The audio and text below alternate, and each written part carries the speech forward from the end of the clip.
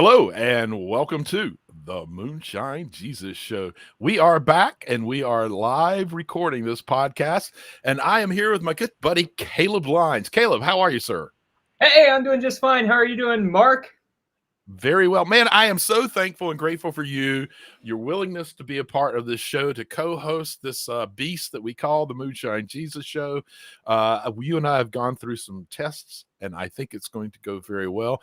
Caleb, for those who have followed the show and maybe aren't following along with progressivechristianity.org, our sponsor, is co-executive director of Progressive Christianity org. And so I would just want to encourage you to check him out there, and some of the other links that you will find of stuff he's written. You're going to really appreciate it. As you know, Caleb, we always start this off with a drink. What are you sipping on today? Hey, Mark, I'm drinking an old-fashioned, and I know for a true bourbon lover like yourself, it's a sin to mix up bourbon in a cocktail. But a good bourbon, I'm okay with an old-fashioned. You get a pass on an old-fashioned for sure. Okay, thank you. It's just Maker's Mark is what I've got. Maker's Mark. That's not a bad mix, particularly for an old-fashioned. I kind of like your choice there. I know. Not a bad move. What are you drinking? I'm drinking straight bourbon, no ice, no water, no anything. 1792 small batch bourbon. One of my go-tos, and it's delicious. Cheers, sir. I look forward to the future on the show with you. That's right. It's going to be great. And hey, let us know. I see a couple folks letting us know what you're drinking. We'd love to know what you're drinking as you sit down and talk theology with us. Absolutely fantastic. So listen, a couple of sort of just housekeeping things. Like we said, we're being sponsored right now by pc.org. You can follow them on Facebook, as well as obviously progressivechristianity.org's webpage. Also, make sure that you follow the Moonshine Jesus Show, either on Facebook or on Twitter. We'd love to see you there. And you might notice that just like the last time, Caleb, we have two cisgendered white men. I see that, Mark. Doing a progressive show. So let's just own up front that yes, we're both co-executive directors of progressivechristianity.org, and as an organization, we are doing some groundwork on making sure that we've got our eye on diversity and doing the right things. Caleb and I have made a commitment that we're going to do the same thing with this show. It's going to take a few iterations, I'm sure, to get to the point that we understand what that's going to look like. But I feel pretty confident about getting there, and it's really important.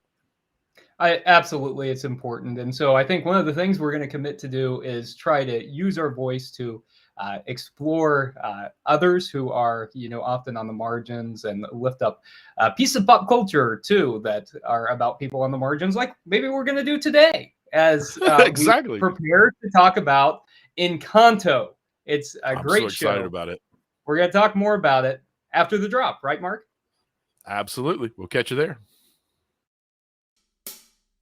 Moonshine Jesus. Moonshine Jesus. Moonshine Jesus. Moonshine Jesus, won't you shine a light?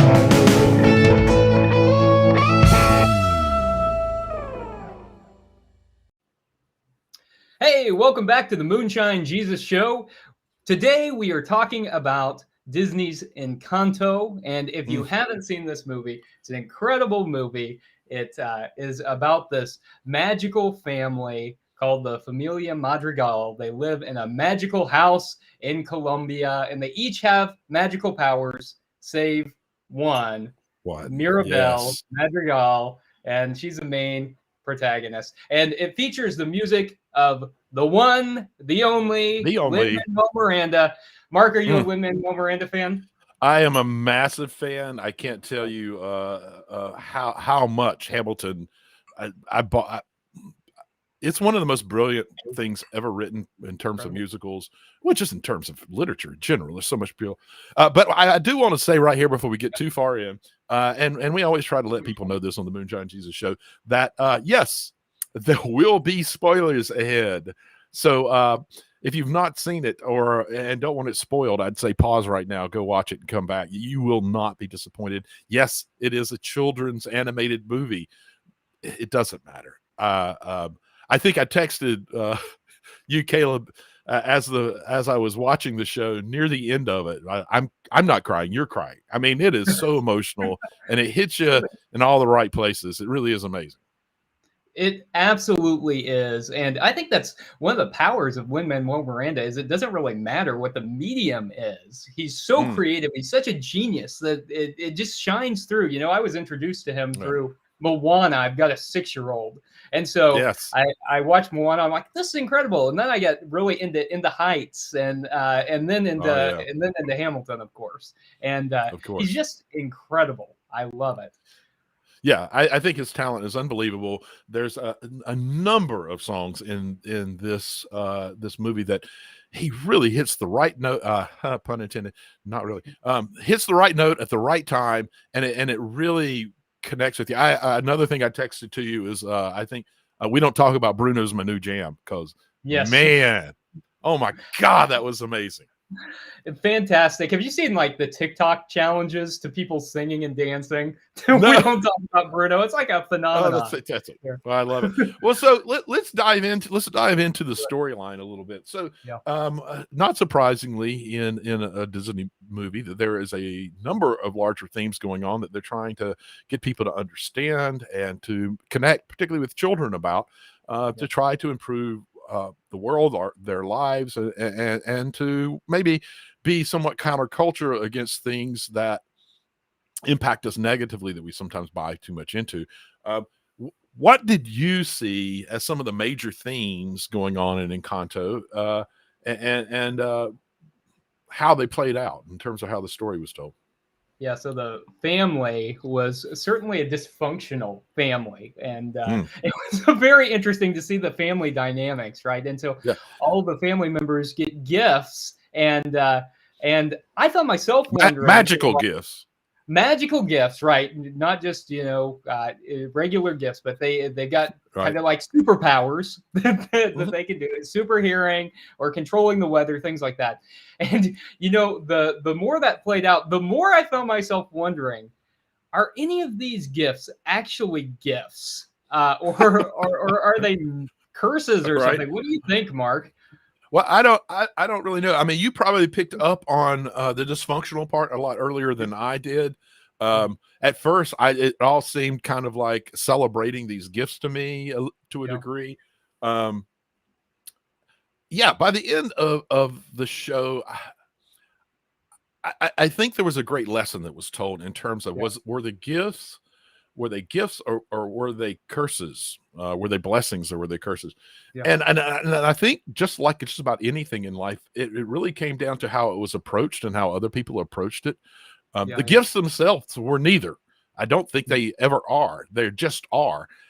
What we lend to them. And I think this is part of what the show was talking about. What we put on them, what we lend to them, how we view them, gives it the leaning toward whether or not it's a positive or a negative. And in the show, we have a pretty heavy hand. It's the person's both the hero and at times a villain, I would say. That puts the pressure on about what to do with these gifts. I mean, did you think that Alma, was she a positive character for you at any point? Or so for me, Alma's the one that put a lot of pressure, like you've got to be this way because you have this gift. Yeah, right. That's a great question and a great point. Obviously she's like the matriarch and is holding the family together, and then also, putting a lot of pressure on them. And I was thinking that here she says in the opening song, right? It's our vow to help those around us, and yet it's like at the expense of the family. And I think we see that clearest first with Luisa. And if you haven't seen it, she's the one who has super strength, and also kind of a queer Latina character, which I think is very interesting. That absolutely is great. in a Yeah. Disney movie, And, you know? and it's turned out that Disney was not happy about her looking so strong and so Yeah. everything, and tried, at least one executive tried to have that written out in terms of her look, and big props to the writers who like, no, this is important, we're going to keep it in. Louisa has become one of the favorites of a lot of the kids who watch this, like a real character that they identify with, and help them break out of the stereotypes of what little girls are supposed to be like. Yeah, yeah, she's like the breakout character of this. I love that, Yeah. and I love the song that she sings Yeah. about all the pressure that she feels, and yeah, I think we can see her, you know, like trying to. I mean, she sings about it in the song, trying to conform to these expectations and how it's weighing her down, and how she's bending but never breaking. And Yeah. I think we see that over the course of the film through Oh, yeah. all the characters who are trying to fill these roles Exactly. that they really can't inhabit. Yeah, and that her song, I'm glad you pointed it out, was kind of the moment where my head started reanalyzing everything that was going on. When I heard it, I was like, "Oh my gosh, no!"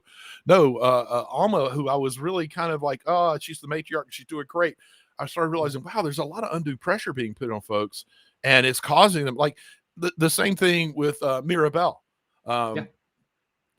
There was so much pressure because she didn't have a gift, that her life, she was like working extra hard to be positive and happy, when she was always being excluded and had real emotions around that, but didn't feel like she was in a place she could talk about it, because that wasn't okay. We don't talk about Bruno as the great song, but it's wonderful because there was a lot of things that we don't talk about. Absolutely. Absolutely. Yeah. I love, in terms of Maribel, I think my favorite line of the movie is at the beginning. She's just, you know, introduced every member of her family, and the kids are like, "What's your gift? What's your gift?" And they find out that she has no gift. And, you know, she says, "Gift or no gift, I'm just as special as the rest of my family." And then they're getting ready for the special event, and we see like the ants making a rainbow in the sky, and we see her sister Isabella decorating the house with flowers, and we see her sister Luisa moving things around. And one of the kids says, "Maybe your special gift is denial." And I love that. That's my favorite line in the film. I think maybe your special gift is denial, because she's kind of she's forced to live in this, and the family really excludes her. And there's that scene, where they're taking a picture of the whole family, and she's not even in it, and nobody really seems to notice that she's not there. Not at all. Not at all. And that's interesting, because that it shows you the importance that was placed on miracles, on these gifts, which were considered miracles. Yeah. And that somehow she didn't have a gift, that she didn't have that miracle. And throughout the show, we see her pursuing this, like wanting to have a gift, wanting to have that miracle happen for her. And I think by the end of the show, what we see, because she's the one that ultimately, I don't want to give maybe away too much, but a lot of bad things happen around both the pressures that Alma was putting on everybody, but also the way that the magic holds up, and they live in a magical house that's got all these wonderful properties, and there's this light, this candle that burns nonstop, that provides all of this magic and miracles. And it starts falling apart. And much like the family is starting to fall apart. We start seeing all of this, and people's gifts start. And Isabel's the one that rescues them. Yeah. Yeah. And ultimately, I love this message of, we're surrounded by all these people, Isabel, all these people who are thought to have miracles and making their life better. But the reality is their life isn't better because of them. Yeah. And in the end, the only real, I'm going to use, air quotes, miracles that happen comes from the person who doesn't have this miracle gift. She is determined. She is, intelligent and passionate, and she pursues what is going to make life better for all of the folks, not only in her family, but in this magical city that they live in, this Encanto, this charmed place, this spiritual, blessed space. I love that, Mark. And I also love that the one that they don't talk about, Bruno, the uncle who can see the future. Again, as Mark said, it's not a spoiler-free zone here. That Bruno is living in the walls and literally patching the cracks of the house, because we see the house actually crumbling, like actually cracking. He's living in the walls, fixing the cracks because the family won't listen to the reality about the family. Which is just kind of amazing to me. It really is, and that's part of another element to the bigger story of the people who are thought of as outsiders, the cast out, the pushed aside, the ones who the boundaries and borders and rules and regulations that the higher ups, the matriarch in this case, set up, kind of pushes them to the edges and the margins, are the ones that ultimately save everyone. Yeah, and I think that's an interesting thought, maybe to end this segment on. Why don't we have another drop, Caleb? And when we come back, let's look at some of the political impacts. I'm sure some of the theology that we're already kind of beginning to delve into will come up then as well. But let's look at what the lessons that this teaches us might have to say about politics, maybe specifically U.S. politics. Let's do it.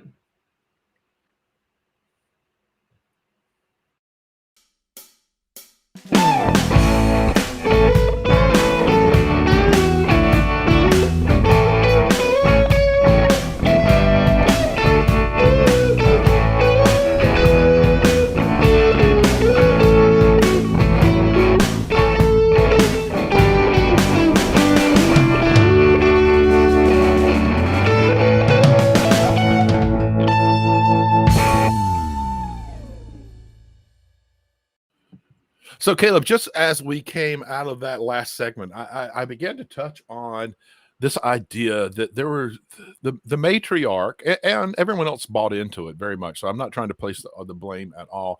And I think in this particular case, as we're moving into politics, it's more helpful to talk about the hierarchy of the family. The hierarchy, those in power at the top, define some pretty clear boundaries and borders and rules, expectations about what is appropriate and what isn't, and how we act and how we don't act, and who's important and who's not. I know that it's a cartoon, so that's very far-fetched and never happens in life, right? I think that is a great symbolism, and I love that this talks about it makes it relatable to kids, but also there's a lot here for adults too, right? Yeah, to definitely. Think about the hierarchy. And one of the things that really hit home for me was the historical context. And, just like a lot of Disney films, it's kind of vague, but I think it's probably the 1,000-Day War at the turn of the 20th century, where, there's kind of this civil war in Colombia. And that's kind of the moment where the U.S. got involved in that. The U.S. hierarchy, right, gets involved in what's happening in Central America, and really encourages the separation of Panama so that we can get involved with the Panama Canal and can control what's happening in Central America. And so I think it's fascinating that we've got this family that becomes refugees, right? And this Encanto, this enchantment, kind of comes up to surround them in the midst of this political scene that's happening in Colombia. Yeah, there's a sort of a little refuge space that unfortunately doesn't happen for most people. I mean, we can cut immediately to the U.S.-Mexico border. You and I both have visited there, particularly in the last few years. I mean, you live within a short driving distance, basically, from there. I went with a group called Vote Common Good. I also encourage you to check them out. They're good friends of the show and of some other groups that I work with. And we toured the area. We talked with immigrants. We saw what was set up there. And it's certainly not a refuge. It's certainly not a refuge. That's right. 2 or 3 years ago, we had all these, all the migrants at the border that were fleeing this chaos in Central America that the U.S. government helped to cause. And I live here in San Diego, went across the border and toured some of the encampments. And that's right. It's really a result of U.S. foreign policy that made this happen. And then we in the United States act like it's such a big surprise that there are these people who are fleeing Right. the political violence that we helped to Right. cause for our own benefit. Exactly. And let's be clear. This is not a Democrat Republican issue in general, because the Democrats have had a year to do something about it. And if anything, are just reinforcing some of yes, there is some structural stuff that they're working on trying to make better, but they're basically reinforcing some of the worst parts of the way that our border refugee policies work. I mean, we're basically kicking people back into Mexico and leaving them exposed to all kinds of things, including groups of folks who are coming after them and going to try to make money off them, or try to kill them, or try to hurt them, all kinds of horrible situations, rather than what we're supposed to do, which is to provide a safe space and a clear way to seek refugee status in the United States. Yeah, that's right. I mean, Trump didn't invent the crisis at the border. He made it a lot worse. worse. He made it a lot worse. But things were bad before him, and they're not great after him. Yeah, we're not seeing the Biden administration step up a lot in terms of trying to make it better. There is a lot of talk about behind the scenes structure that needs to be done, that they're working on, kind of thing. And I'm sorry, at this point in politics, I don't know how much I want to trust that rhetoric. I'm hoping it's true, but I know that what I'm seeing happen on the borders doesn't necessarily reflect that. But I do want to kind of shift a little bit into theology here, because one of the things that started occurring to me, and I struggle a little bit with the show on this, is that there are some real themes that are connected directly to queer theology that happen here, in terms of setting up particularly binary expectations, but expectations in general of how a person should be and who they should be. And it's in the show, it's not until people start living out who they really are that they find happiness and they find satisfaction, and that the real miracles begin to form. But that's one of the issues. Like, everyone is pretty cisgendered straight in the show. Louisa, like you said, could be considered a queer character, but it's so damn stereotypical. I'm surprised that I'm guessing that the executive had a problem with how strong she looked. I also didn't realize that she could be a character that would very easily connect with marginalized people. Yeah. That's a great point, Mark. And you're right. We do kind of get the stereotype of like the big, strong lesbian woman who has trouble expressing her feelings. And that's I think that there's such an opportunity in this day and age to create characters that speak to a broader range of people. And I think even among kid shows, we're seeing that more and more, which I think is hopeful. Yeah. I don't know if you saw Luca. That has the two kids, and so I think that the more we see that, the more empowering that is, and I would love to see more of that. So I would too. I mean, and I think we need to acknowledge it's Disney, so we got something, right, which was a lot more than I might have like in that area, which is a lot more. Which is why it's a great film. I like it. It's got its own issues, and the corporation that owns it, I mean, we have our own issues with them as well. But I think it's a helpful film because it does introduce some of these theological perspectives about the importance of seeing the good in each person, or the importance of seeing the God in each person, rather than like when we make rules and regulations that marginalize people. Yeah. What we're really saying is we believe that who we are is better than who you are, so we're going to set these regulations up so that you can't participate as much. I love that point, Mark, because in Kanto, one of the things that really struck me was that the door ceremony, which if you haven't seen it, this is the ceremony where they go and they get their powers. It felt to me a lot like Christian baptism. And so you weren't really a part of the family until you had gone and had a door ceremony. right? And until then, you weren't really a part of the family. Like the two people who married in, not really a part of the family. Mirabelle, whose door disappeared, she's still living in the nursery. She's not really a part of the family. Matter of fact, the youngest child who is sharing it with her moves out of the nursery, like significantly younger child. When he gets his door ceremony, he gets to move into his own space, and she's still left there, still in the nursery by herself. I mean, it is amazing, and there's some interesting baptism stuff that goes on here. I mean, early on, we talk about Alma and her husband's name is Jose. I believe that's correct. I'm not sure. Yeah. But anyway, the scene where they're escaping. And he ultimately turns back to confront the violence that's coming at them to save the family. They go through water. Through the water. Like they walk through water. And it's after that life changes for them and the miracle happens. So there are some, it's pretty easy to spot themes. So I like that you picked up on a non-water related theme that really is a lot like baptism here in terms of, you're family, but you're not real family. And I think that made me wonder because the going through the water, that's like a positive baptism theme, right? And then they get this blessing on the other side. But the door ceremony is kind of like a negative baptism theme, right? Because then people are excluded, which made me wonder about how we in the church exclude people in the church. And so I'm thinking about that as you're talking about queer theology and how, the church uses rituals and language or just behavior to exclude other people. Mark, do you have ways that you've seen that happen? Oh, no, absolutely. And particularly, I think the best, kind of zone right in on it example has to do with visitors.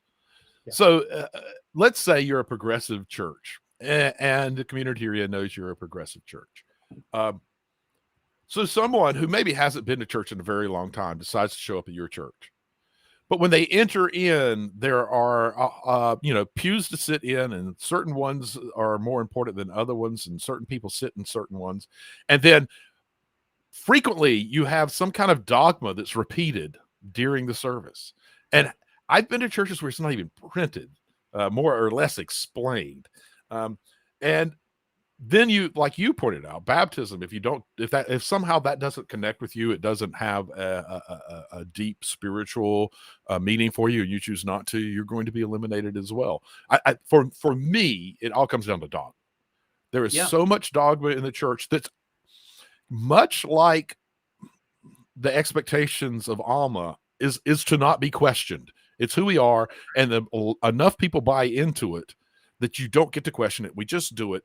And it causes boundaries and obstacles to inclusion, which ultimately is what happens in the canto too. Is you can't really be included. That's right, unless you bought into who the family madrigal is. That's when you can be included. And churches they say that they encourage you to ask questions, but what they really mean is you can ask questions as long as you come to this predetermined answer. And if you come to that answer, go ahead and ask all the questions you want. Or, I think since we've been talking about queer theology, I think we see this in terms of acceptance of the LGBTQ plus community as well. Absolutely. We want you to come and be a part of the church, but and this even happens in progressive churches, I think. But don't talk too much about who you are. Don't make it too known. You can kind of come here and be who you are, but we don't want to hear too much about it. And so we're not. We're not going to talk about it. We're not going to talk about it. I think. Yeah, that's right. I agree. I was at I worked at a church, and it was a wonderful church. Their social justice stuff was amazing, and there were plenty of same-sex couples that were there. But it was kind of clear, and the same-sex couples knew that we don't talk about it. You're not, y'all can be together, but unlike Mary and Pete over there, we don't want to see you walking around holding hands. That would make us uncomfortable. That'd be uncomfortable because we don't want to talk about it. And if you're holding hands, we're gonna have to talk about it. That's not okay.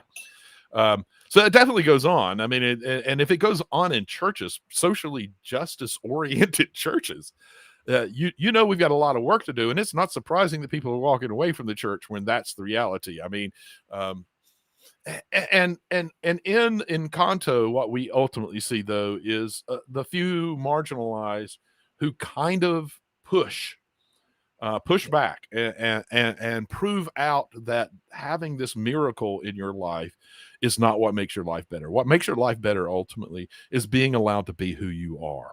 And it's such a simple lesson. It's a biblical lesson, but it's a lesson that churches seem to find way too hard to figure out. Why is that? That's, you know, I think in response to that, one of my favorite points of the show, again, not a spoiler-free zone. If you don't want to know this, stop listening for a second. But I think one of the most impactful moments in the movie is when they all lose their gifts, and then they all have to band together as a community to rebuild their house. They all have to come together, and they kind of have to accept each other as they are to really flourish as community. And at least for me, I think that was the most impactful part of the whole show. Yeah. Well, this is fun talking about Encanto, and one of the things that we do on the Moonshine Jesus Show is we have a hashtag game, and we're going to talk more about that in just a few minutes. Let's listen to the let's listen to the drop, Mark.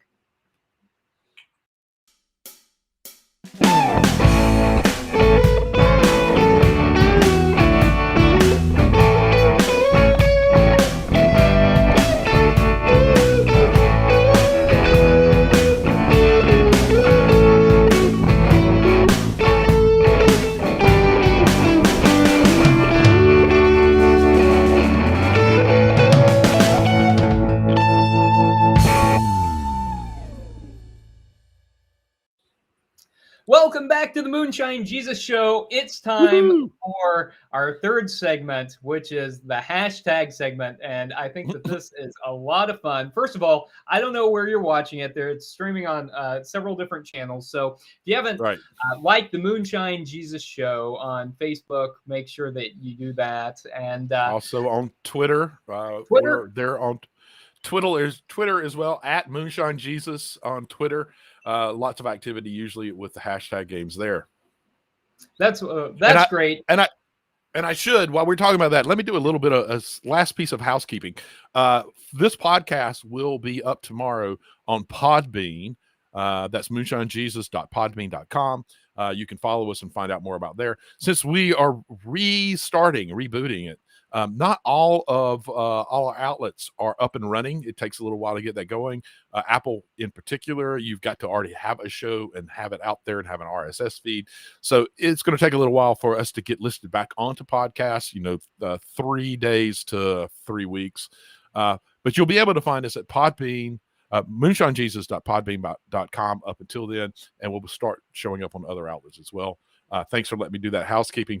I am, though, much more interested in this hashtag game. It's time for the hashtag game. And so the biggest line that people are quoting from Encanto is, "We don't talk about Bruno." And I think no. We don't talk. We don't talk about Bruno. No. It's your jam, Mark. It is your jam. I love that song. Yeah. Lin-Manuel's a genius, man. He's a genius. He is. Yeah. And that got us thinking about other things that we don't talk about. And so our hashtag this week, I think, is going to be hashtag we don't talk about it. And we want to hear some things that we don't talk about, either because, maybe it's awkward, or it can be something funny. It can be something serious, but something that we've been taught that we shouldn't talk about. You might walk into a church and you might look around at the art in the church and you think, man, Jesus looks really, really white up in here. Hashtag, we don't talk about it. Right. Hashtag, we don't talk about white Jesus. We don't talk about white Jesus. We don't talk about it, and then just white Jesus. This is all you'd have to really say. Jesus. We don't talk about white Jesus. Absolutely. It could be personal too, though. I'm thinking of like personal stories, like the time that I went out. A buddy of mine and I found out that some friends were camping in the deep woods of Appalachian Mountains, and on a whim, we decided we wanted to go scare them, and we took rechargeable flashlights, and they cut out halfway down the trail, and we spent the whole night sitting on a very dark trail. We couldn't see our hands in front of our face. We don't talk about it though. We don't talk about it. Don't talk Hashtag about it. we don't talk about it. We do not talk about it. Absolutely. There's so many. I mean, family stuff, funny stuff, awkward stuff. That one's both friends and awkwardness. Do you have anything else that would be a great example? One thing we don't talk about in my family is when I was a kid, we were playing kickball in the house, as kids do. And, like we had parents saying, don't play kickball in the house. My mom had this ceramic frog someone had given to her. And you know where this is going. It's already going in. That ball kicks, knocks over the frog and cracked into a million pieces. We glued it back together. And hashtag we don't talk about it. We still don't talk about it. It's off limits to this day to talk about that ceramic frog. So whatever you've got, awkward, serious, personal, family, whatever, we want to hear what it is that you don't talk about, and we'll pick our favorites next time. And we'll read some. So use the hashtag we don't talk about it. And if you have enough space, particularly if you're not on Twitter, you probably will, add the hashtag Moonshine Jesus. Wonderful. You know what, Mark? I had a blast. I did too. I'm glad we're doing this, man. Cheers, man. This was so much fun. For Cheers, those who are out there, yeah, fair enough. Hey, we'll be here weekly on Mondays, 4:30 Eastern time, 1:30 Pacific. Is that correct? That's right. Great. All right. So quick on the run. I usually would mess that up. But anyway, hey, we are grateful that you showed up to watch the Moonshine Jesus Show. And until next time, cheers. Cheers. Moonshine Jesus, nobody